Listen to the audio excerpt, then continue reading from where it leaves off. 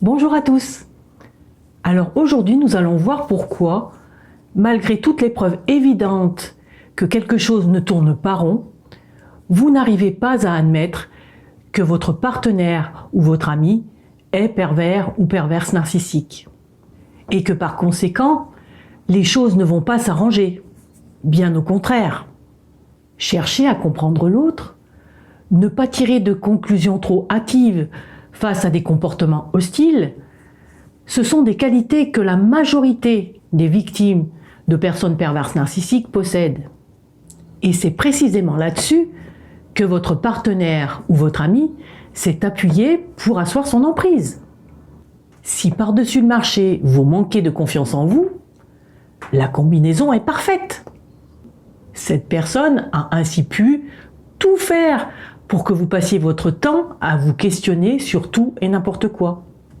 Pendant ce temps, vous ne voyez pas le plus important, à savoir que votre partenaire ou votre ami était en train de tisser sa toile autour de vous et de vous enfermer dans son fonctionnement pathologique.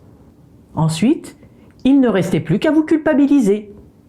Et puisque le ou la perverse narcissique avait pris soin de vous isoler pour vous empêcher d'y voir clair, vous n'aviez plus que lui ou elle comme référence.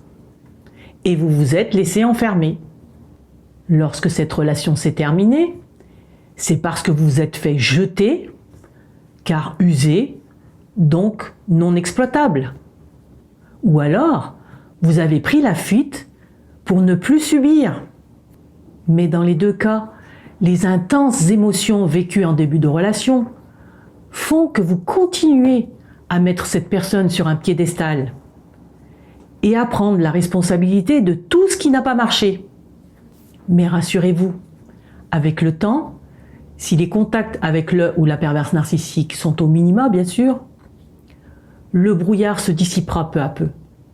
Vous retrouverez vos repères, car vous ne serez plus empoigné par vos émotions.